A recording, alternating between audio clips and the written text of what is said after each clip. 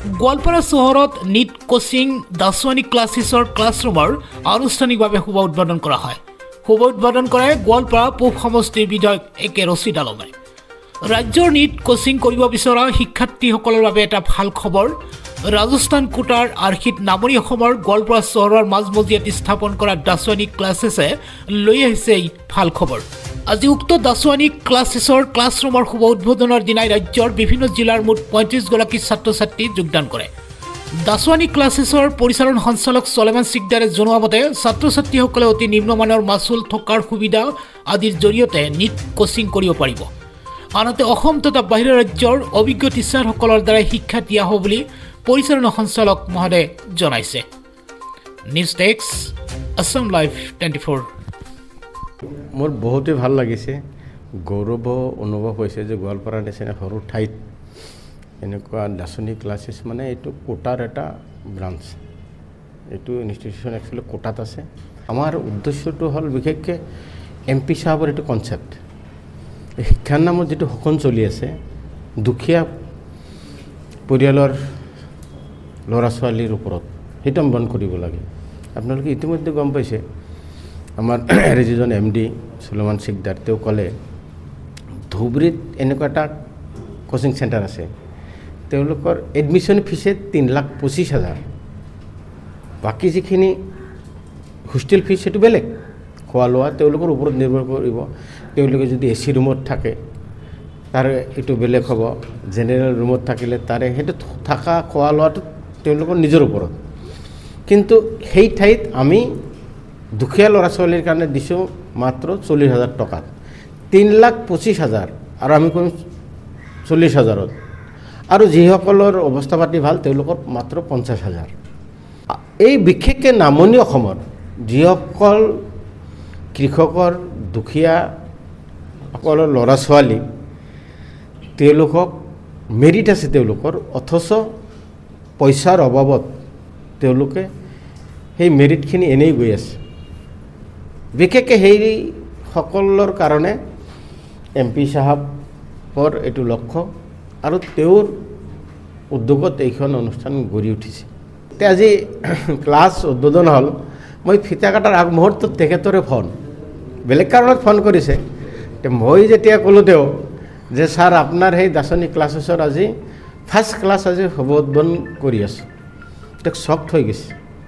তেওঁ দোৱা কৰিছে, আশীৰ্বাদ কৰিছে আৰু কৈছে মই গম পাইছোঁ তোমালোকে পাৰিবা। তে যিয়ে নহওক, তেওঁৰ যিটো সপোন, তেওঁৰ যিটো পৰিকল্পনা যে আমাৰ দুখীয়া ল'ৰা ছোৱালীৰ শিক্ষাৰ নামত যিটো শোষণ চলি আছে সেইটো বন্ধ কৰা আৰু এই মেৰিট থকা ষ্টুডেণ্টখিনি আমি আগবঢ়াই লৈ যাওঁ, আমি সহায় কৰা।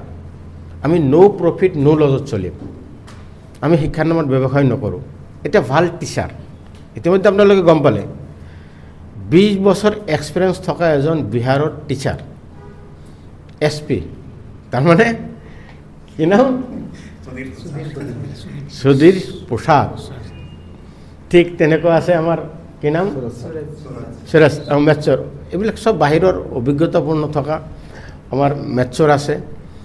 গতিকে এনেকুৱা টিচাৰ লৈছোঁ আমি, নিশ্চয় আপোনালোকৰ দোৱা সকলোৰে লাগিব, আমি ছাকচেছ হ'ম আৰু সেই দুখীয়া, বিশেষকৈ দুখীয়া ল'ৰা ছোৱালীৰ কাৰণে আমি এই অনুষ্ঠানটো গঢ় দি উঠাইছোঁ। হয়, আজি আমাৰ কাৰণে এটা বিশেষ দিন, উল্লেখনীয় দিন। আজি আমি 6 মাহ কষ্টৰ মূৰত আমি আজি দাসৱানী ক্লাছেছৰ ক্লাছৰুমৰ শুভ উদ্বোধন কৰিবলৈ সক্ষম হৈছোঁ। আজি আমাৰ 35 ষ্টুডেণ্টছ প্ৰথম দিনাই আমাৰ এই ক্লাছত যোগদান কৰিছে আৰু আজিকালিৰ ভিতৰত আৰু ষ্টুডেণ্ট বাঢ়িব বুলি আমি জানিব পাৰিছোঁ। তো এইটো আমাৰ এটা চেলেঞ্জ আছিলে। লয়াৰ অসমত, নামনি অসমত আমাৰ উন্নতমানৰ নেশ্যনেল বা ইণ্টাৰনেশ্যনেল লেভেলৰ কোনো ধৰণৰ মেডিকেল ইঞ্জিনিয়াৰিঙৰ ল'ৰা ছোৱালীক শিক্ষাদান কৰিব পৰা ভাল ইনষ্টিটিউশ্যন নথকা কাৰণে আমি সুদূৰ ৰাজস্থানৰ কোটাৰ পৰা দাসৱানী ক্লাছেছৰ ফ্ৰেঞ্চাইজি আনি গোৱালপাৰাত স্থাপন কৰিছোঁ।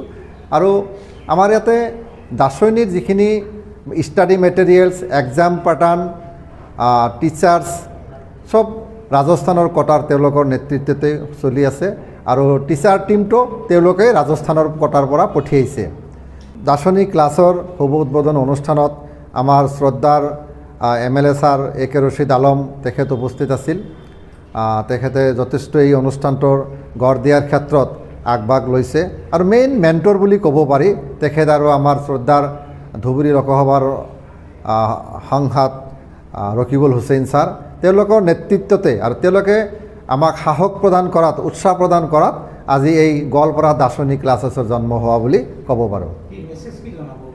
হয়, মই শ্ৰদ্ধাৰ গাৰ্জিয়ানসকলক বা অসমবাসী ৰাইজক মই আহ্বান জনাব বিচাৰিছোঁ, আপোনালোকৰ ল'ৰা ছোৱালী যদি ভাল ইঞ্জিনিয়াৰ ডক্টৰ বনাব বিচাৰিছে তেতিয়াহ'লে আপোনালোকে গোৱালপাৰালৈ আহক।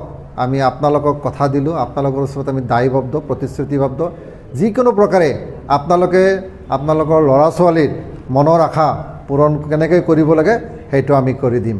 আৰু এটা কথা আপোনালোকে জানি আচৰিত হ'ব যে আমাৰ ইমান উন্নতমানৰ শিক্ষাদান আমি যিহেতু দি আছোঁ, কিন্তু আমাৰ যিটো ফি ষ্ট্ৰাকচাৰ সেইটো যথেষ্ট কম। এইটো আমাৰ শ্ৰদ্ধাৰ MP ৰকিবুল হুছেইন ছাৰে নিৰ্ধাৰণ কৰি দিছে। আমাৰ BPL ফেমিলিৰ কাৰণে বছৰি মাত্ৰ 40,000 টকা, কোনো এডমিশ্যন ফি দিব নালাগে। আৰু যিবিলাক সবল ব্যক্তি তেওঁলোকৰ কাৰণে 50,000 টকা এবছৰত ফিজ দিব লাগে, কিন্তু তেওঁলোকেও কোনো এডমিশ্যন ফিজ দিব নালাগে। আৰু আমি হোষ্টেলৰ ব্যৱস্থাও আছে, ছেপাৰেট হোষ্টেল আছে ল'ৰাৰ কাৰণে, ছোৱালীৰ কাৰণে। হোষ্টেল ফিজো আমি যথেষ্ট কমকৈ ৰাখিছোঁ। গতিকে আমি ভাল এটা ফেচিলিটি, কম পইচাৰ মাজতে আমি উন্নতমানৰ ফেচিলিটি দিয়াৰ কাৰণে ব্যৱস্থা কৰিছোঁ।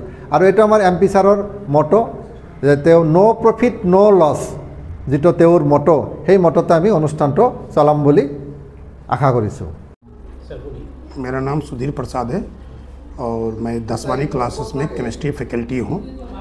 और 10वीं क्लासेस से एक्चुअल कोटा का फ्रेंचाइजी है और इसको मैंने ग्वालपारा में इसलिए लाया हूँ कि यहाँ के जो कमज़ोर बच्चे हैं उसको एक अच्छी शिक्षा मैं दे सकूँ और उसके शिक्षा के साथ साथ उसके शैक्षणिक और मानसिक और उसके आत्मबल को बढ़ा करके हमको नीट में और JEE में उसको क्वालिफाई कराना है। इसलिए मैंने इस तरह से सोच करके ग्वालपारा में मैंने इस इंस्टीट्यूट को डाला है।